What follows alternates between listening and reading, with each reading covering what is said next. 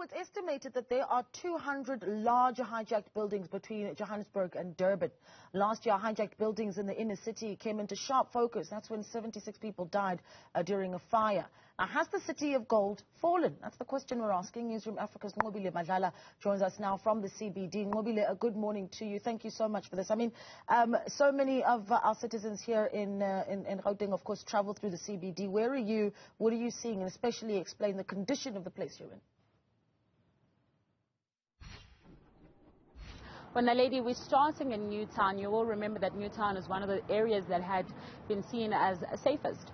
But over time, many people that have lived in this area have felt somehow saying that it hasn't been like how it was before. Everyone you speak to in the city will tell you that there's always been a decline. And I want to bring in now Johannesburg to speak to us because they in themselves have to deal with people that are currently worried about human settlement in a sense, mainly because of that fire that took place. And I want to ask now, you came here around about 2005, and first question is the city still the same as when you arrived? Well, I mean, I used to visit much earlier than that. The city was already showing elements of decline because of neglect that I think happened also in the late apartheid, and I think the ANC hasn't improved the conditions since that time. And since that period, the situation has gotten worse. There were still a number of areas allowed was to be called, Vestec, which we used to visit as student activists, which are very decent areas and so on. When you go there now, right, all the rot that was beginning to develop in Hebrew has engulfed that area and so on. And I think this is a story of many parts of the city that are undergoing the degradation because of the criminal neglect in terms of the public infrastructure, which is not only just about residential buildings, it's every infrastructure in the city. It's infrastructure for water supply. That's the reason everywhere you see, water pipes bursting, and we are losing huge amounts of water, millions of gallons of water that could be, that could be put to good use and so on. It's about, the energy infrastructure, the electricity, is about the gas pipelines that are exploding, killing people. Is about the train and the transport infrastructure that has grounded our train system in the city. Is about everything that you can possibly imagine. This is a story of the city in decline, and this is because the state, particularly state-owned entities that ought to be maintain this infrastructure, themselves are rendered insolvent, are bankrupt, are in collapse, and of course the private sector has not been investing in their own businesses, but also in the public infrastructure.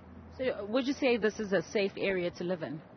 Absolutely not. I mean, the levels of crimes in Johannesburg only resemble or are comparable to those of the war zones. If you look at the number of people that are murdered due to violent crime in the city, they surpass every other city outside of the war zone. In actual fact, it is far more dangerous to live in Johannesburg than many areas that are informal, that are declared to be a formal conflict zone where there is war, just on the basis of the number of people that are getting killed. But it's not just murders, right? Which is, even what we get from the official statistics is the tip of an iceberg. But it's also about the gender-based violence, right? The sexual assault of the women and so on. It's about robberies. It's about car hijackings. It's about crime at all levels that I think, for me, reflect a society whose very fabric is tearing apart. And I understand at this point, obviously, you interact with those that came out of Usindiso building. That problem there of getting a place to stay, is this something that you deal with quite often? Well, it is. Remember, I'm the shop steward at, Lawyers for Human Rights, where, poor people come for all sorts of things. It's not just only migrant, but it's also ordinary South African people who are faced with all sorts of problems. And I think this really speaks to how really hospitable this city is. What we are not taking into account is really the story of many people I mean, it's estimated about 130 to 150,000 people, you know, many of which are from the rural parts of South Africa, comes here in search of jobs, in search of better economic opportunities, in search of services like access to education, vets, UJ, colleges, all the things that are not there in rural areas and so on. Now, these things, right, when people come here, they have nowhere to stay. They have nowhere to, you know, to live. And I think this is a crisis that we are facing. Thank you very much for speaking to us. Well, as you can hear there, Naledi, the City of Gold faced with quite a lot of issues, including where people should be living as they search for jobs. We'll give you more details.